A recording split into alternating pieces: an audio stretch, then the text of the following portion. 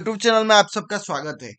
तो ये government of India ministry of finance department of public enterprises का एक नोटिस है जिसमें एक मेमोरेंडम में ये बोला गया है जो कि 6 फरवरी 2025 में बोला गया है कि जो भी नेशनलाइज्ड बैंकर्स होते हैं ना, जो भी नेशनलाइज्ड बैंक में कोई ऑफिसर होता है, तो वो अगर मान लीजिए कि सीपीएसई में जो सेंट्रल पब्लिक सेक्टर एंटरप्राइजेस है, जो भी कोई कंपनी है गवर्नमेंट का, तो नेशनलाइज्ड कंपनी है, तो उसमें अगर वो ज्वाइन करता है आके, तो उसका पे फिक्सेशन को लेके, तो ठीक है, ये भी बहुत जानना आपके लिए बहुत जरूरी है। अगर आप जानते नहीं है, अगर आप इस चैनल के माध्यम से अभी जुड़े हैं तो फिर सब्सक्राइब कर दीजिए, अगर सब्सक्राइब नहीं किए हैं तो फिर कमेंट और शेयर जारी रखिए, ठीक है। तो चलिए आगे बढ़ते हैं। तो इसमें एक रेफरेंस लिया गया जो कि मिनिस्ट्री ऑफ रेलवेज का जो एक मेमोरेंडम था, उसमें ये जो सब्जेक्ट है जो ऊपर लिखा गया, उसमें एक क्लारिफिकेशन दिया था, ठीक है। तो उसमें क्या क्या है कि जो कि पब्लिक सेक्टर बैंक से जो भी आते हैं ना, वो अगर ज्वाइन करता है सीपीएसई में, तो उसके लिए क्या पे प्रोटेक्शन बेनिफिट उसको मिलेगा कि नहीं मिलेगा, ठीक है। उसके आधार पर एक 2019 में एक स्टेट पीएससी से एक आदमी ज्वाइन किया था इसमें, तो उसी के आधार पे भी एक ऑर्डर निकला था उस टाइम में, और डीओपीटी का भी ऑर्डर यहाँ पे देख सकते हैं आप। ऑर्डर में ऑर्डर नंबर भी दिया गया है, उसको भी आप विजिट करके देख सकते हैं अगर कुछ डाउट है तो। तो उसमें ये जो प्रोविजन दिया गया है यहाँ पे देखिए, ये जो प्रोविजन दिया गया, ये nationalised bank including SBI RBI joining the central government, okay.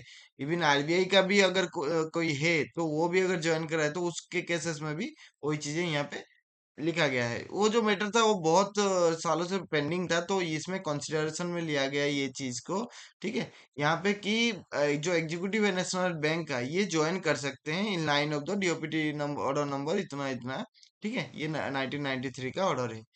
But ये जब भी फिक्स किया जाएगा ना नेशनलाइज्ड बैंक का, ये प्रिंसिपल एप्लीकेबल होगा यहाँ पे, ठीक है।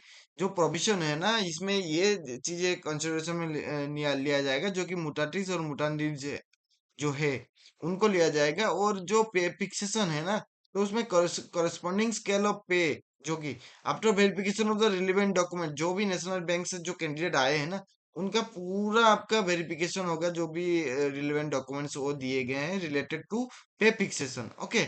जो भी नेशनल बैंक में क्या इसको उनको सैलरी मिल रहा था, क्या वो पे फिक्सेशन क्या था, उनका पे क्या था, वो सब सारी चीजें देख के उसके बाद जाके वो पे फिक्सेशन होगा। बट ये जो पे है ना, ये एक्सीड नहीं करना चाहिए मैक्सिमम स्केल, जो भी एक एग्जीक्यूटिव को मिलना चाहिए, जो भी उसका स्केल है ना, तो जो रिक्रूटमेंट हुआ था, तो उसका जो मैक्सिमम स्केल है ना, उसका जो पे फिक्सेशन उससे ज्यादा नहीं होना चाहिए, ठीक है।